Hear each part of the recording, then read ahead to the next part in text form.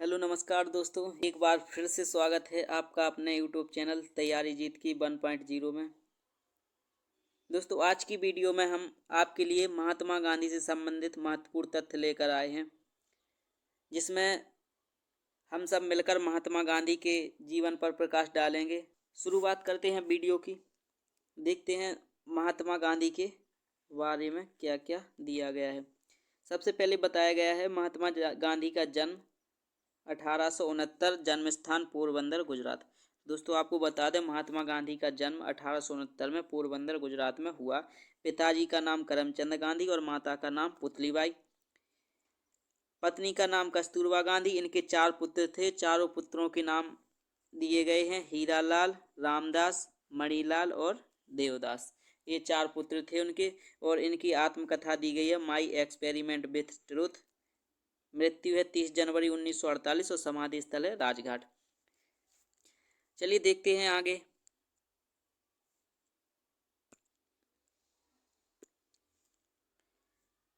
Heading दी गई है गांधी जी से संबंधित महत्वपूर्ण या प्रमुख तथ्य।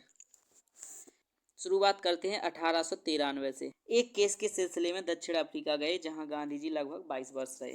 दोस्तों, आपको बता दें महात्मा गांधी 1893 में दक्षिण अफ्रीका गए थे। एक केस के सिलसिले में गए और वहां पर उन्होंने 22 वर्ष बिताए, जहाँ पर उन्हें काफ़ी समस्याओं का सामना भी करना पड़ा। आपको बता दें दक्षिण अफ्रीका में काले गोरे का भेद भी बहुत था। तो एक बार बताया जाता है कि महात्मा गांधी को एक ट्रेन के डिब्बे से बाहर फेंक दिया था। तो काफ़ी समस्याओं का सामना किया वहाँ पर महात्मा गांधी ने। और जो दक्षिण अफ्रीका में रह रहे भारतीय हैं उनके हितों के लिए कई आंदोलन भी वहाँ पर महात्मा गांधी द्वारा चलाए गए। इसके बाद देखते हैं 1915। 9 जनवरी 1915 को महात्मा गांधी दक्षिण अफ्रीका से भारत लौटे। दोस्तों, आपको बता दें महात्मा गांधी 22 वर्ष के बाद 9 जनवरी 1915 को भारत लौटे। इसलिए 9 जनवरी को प्रत्येक वर्ष भारतीय प्रवासी दिवस मनाया जाता है। दोस्तों, एग्जाम की दृष्टि से काफ़ी महत्वपूर्ण पॉइंट है। एग्जाम में एक क्वेश्चन बनता है भारतीय प्रवासी दिवस कब मनाया जाता है। तो आपको याद रखना भारतीय प्रवासी दिवस 9 जनवरी को मनाया जाता है। 9 जनवरी। इसके बाद देखेंगे इसी वर्ष अंग्रेजों ने महात्मा गांधी को केसर-ए-हिंद की उपाधि से सम्मानित किया। दोस्तों, एक एग्जाम में क्वेश्चन बनेगा महात्मा गांधी को केसर-ए-हिंद की उपाधि किसने दी। तो आपको याद रखना अंग्रेजों द्वारा महात्मा गांधी को केसर-ए-हिंद की उपाधि दी गई थी। और कब दी गई थी? 1915 में। बढ़ते हैं आगे।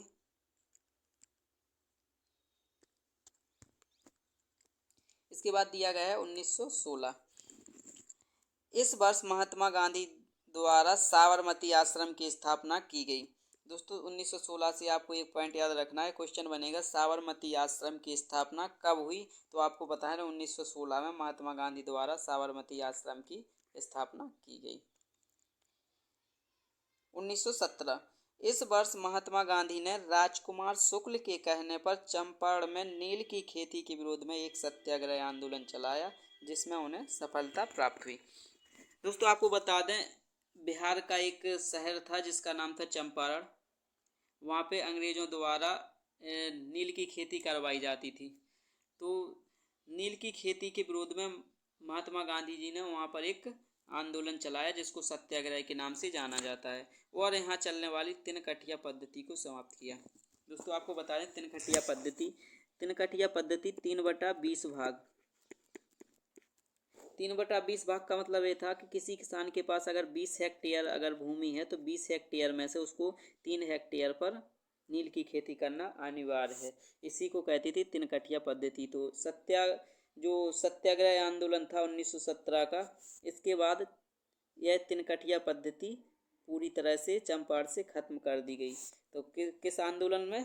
चंपारण सत्याग्रह में। तो दोस्तों, एक एग्जाम में क्वेश्चन बनता है चंपारण सत्याग्रह कब हुआ। तो आपको याद रखना चंपारण सत्याग्रह 1917 में हुआ।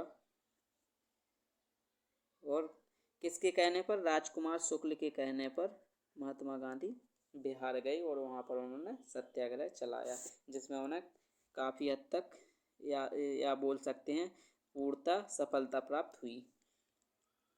आगे देखते हैं। 1918, इस वर्ष गांधी जी द्वारा अहमदाबाद मजदूर मिल आंदोलन चलाया गया।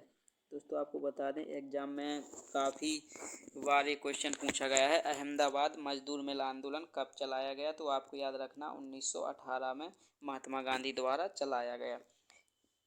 क्या था ये अहमदाबाद मजदूर मिल आंदोलन? तो दोस्तों आपको बता दें अहमदाबाद जो मजदूरों की मिल थी, जिसको फैक्ट्री बोलते हैं, वहाँ पे जो मजदूर भारतीय मजदूर थे उनको सही मात्रा में वेतन नहीं मिल रही थी और वार्षिक फंड भी नहीं दिया जाता था, जिसके चलते महात्मा गांधी ने वहाँ पर एक आंदोलन किया और इस आंदोलन में भी महात्मा गांधी जी को काफ़ी हद तक सफलता प्राप्त हुई।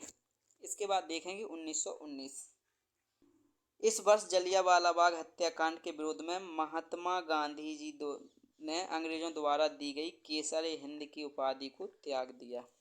दोस्तों आपको बता दें यहाँ पर दिया गया है इस वर्ष हुए जलियांवाला बाग हत्याकांड में। इस पॉइंट से आपको एक अलग से क्वेश्चन मिल गया, जलियांवाला बाग हत्याकांड कब हुआ? तो आपको बता दें 1919 में 13 अप्रैल 1919 को जलियांवाला बाग हत्याकांड हुआ और जलियांवाला बाग हत्याकांड के विरोध में महात्मा गांधी ने केसर हिंद की उपाधि त्याग दी, जो उन्हें 1915 में अंग्रेजों द्वारा दी गई थी। इसके बाद दिया गया है और ब्रिटिश शासन द्वारा लाए गए रॉलेट एक्ट को काले कानून की संज्ञा दी। दोस्तों आपको बता दें 1919 में एक कानून आया था जिसका नाम था रॉलेट एक्ट। यह एक ऐसा कानून था जिसमें शक के आधार पर गिरफ्तारी की जाती थी। इसी को बिना अपील, बिना दलील और बिना वकील के कानून के नाम से भी जाना जाता है।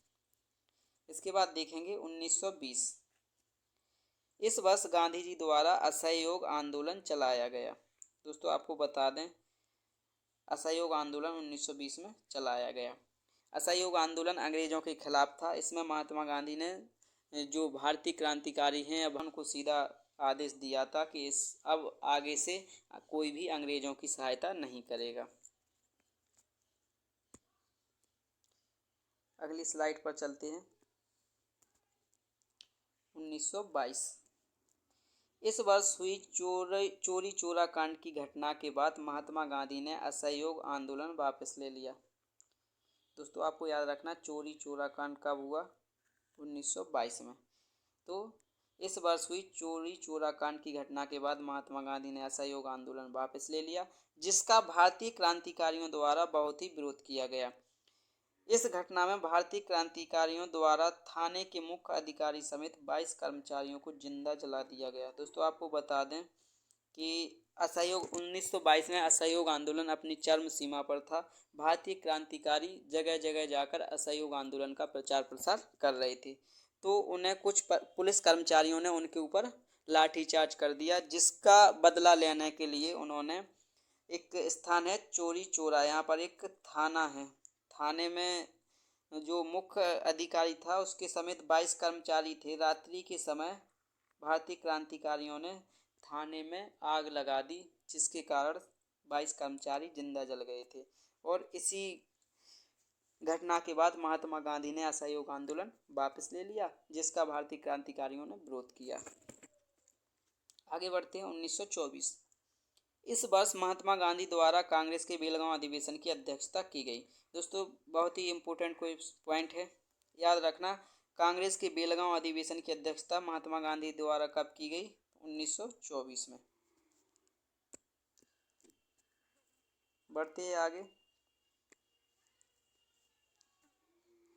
1928, इस वर्ष अंग्रेजों द्वारा लाए गए साइमन कमीशन को गांधी जी ने व्हाइट मैन की संज्ञा दी। पहला पॉइंट दोस्तों नोट करते जाना और वीडियो को अभी तक लाइक नहीं किया हो तो वीडियो को लाइक भी कर दें और ज़्यादा से ज़्यादा शेयर भी करें। दोस्तों इसमें बताया गया है गांधी जी ने साइमन कमीशन को व्हाइट मैन की संज्ञा दी और व्हाइट मैन की संज्ञा देने का कारण क्या था? इसमें जितने भी सदस्य थे 7 सदस्यीय कमीशन था यह, तो 7 सदस्य अंग्रेज थे, इसलिए महात्मा गांधी ने इसे व्हाइट मैन की संज्ञा दी। इसी कमीशन के विरोध में हुए लाठीचार्ज में लाला लाजपत राय की मृत्यु हो गई। Very very most important point. Lala Lajpat Rai की मृत्यु कब हुई? तो 1928 में साइमन कमीशन के विरोध में लाला लाजपत राय की मृत्यु हो गई। आज की वीडियो में सभी इम्पोर्टेंट पॉइंट हैं, एक एक पॉइंट को नोट करते चलें। आगे देखते हैं 1930। इस वर्ष गांधी जी द्वारा दांडी मार्च आंदोलन चलाया गया। तो दोस्तों याद रखना आपको, दांडी मार्च आंदोलन कब चलाया गया? 1930 में, जिसे नमक तोड़ो कानून के नाम से जाना जाता है। तो यह क्वेश्चन पलट के भी पूछ सकता है, नमक तोड़ो कानून कब चलाया गया? यह आंदोलन 6 अप्रैल से 12 मार्च तक चलाया गया। दोस्तों आपको बता दें, यह जो आंदोलन है साबरमती आश्रम से लेकर दांडी तक चलाया गया था, और कब से? 6 अप्रैल से लेकर 12 मार्च तक।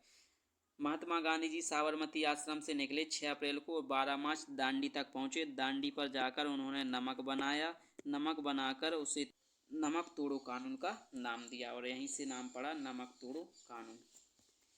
बढ़ते हैं आगे की तरफ। 1931। इस वर्ष हुई द्वितीय गोलमेज सम्मेलन। पहला पॉइंट दोस्तों नोट करते चलना, द्वितीय गोलमेज सम्मेलन कब हुआ? 1931। तो इस वर्ष हुए द्वितीय गोलमेज सम्मेलन में गांधी जी और अंग्रेजों के बीच समझौता हुआ, जिसे गांधी इरविन समझौता के नाम से जाना जाता है। एक पॉइंट और नोट कर लेना।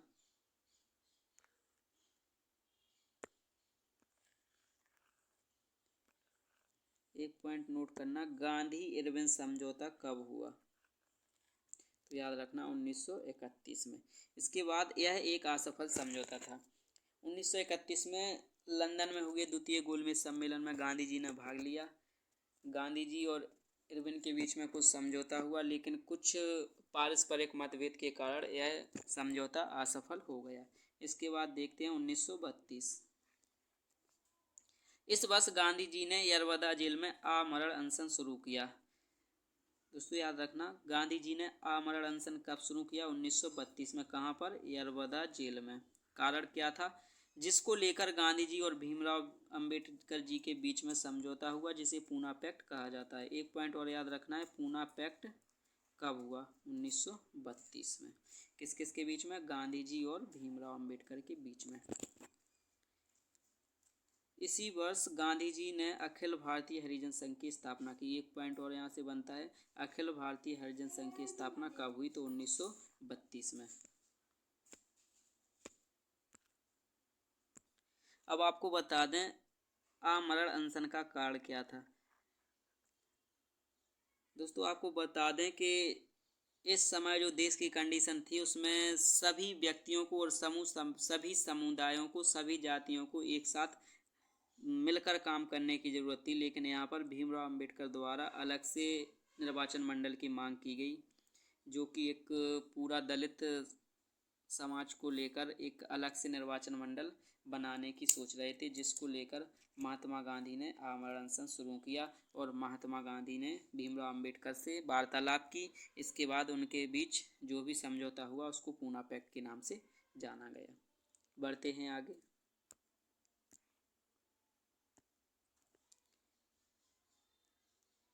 1942।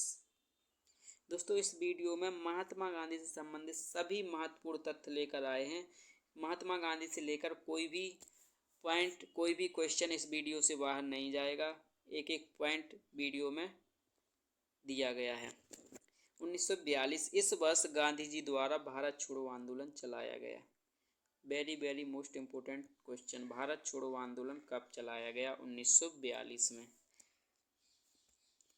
इस समय महात्मा गांधी अहिंसा का मार्ग छोड़कर हिंसा पर उतर आए थे, और इसी आंदोलन में महात्मा गांधी द्वारा करो या मरो का नारा दिया गया। बढ़ते आगे की तरफ। 15 अगस्त 1947।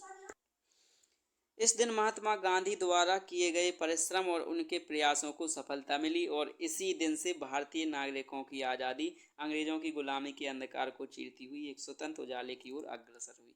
दोस्तों तो इस दिन महात्मा गांधी ने शुरुआत से जितने भी परिश्रम किए, जितने भी आंदोलन किए, उन सबको सफलता प्राप्त हुई और भारत अंग्रेजों की गुलामी से दूर हुआ और एक नए स्वतंत्र देश में प्रवेश किया। इसके बाद देखते हैं 30 जनवरी 1948। इस दिन नाथूराम गोडसे द्वारा महात्मा गांधी की गोली मारकर हत्या कर दी। यह बहुत ही देश के लिए बहुत ही दुखद घटना थी। इस दिन महात्मा गांधी की हत्या की गई। दोस्तों ये थे महात्मा गांधी से संबंधित महत्वपूर्ण फैक्ट। आशा करते हैं कि आपको ये सभी पॉइंट समझ में आए होंगे। वीडियो को लाइक करें, ज़्यादा से ज़्यादा शेयर करें और अगर चैनल को सब्सक्राइब नहीं किया हो तो चैनल को सब्सक्राइब भी कर लें ताकि हमारी आने वाली सभी वीडियो का नोटिफिकेशन आप तक पहुंच सके। मिलते हैं अगली वीडियो में।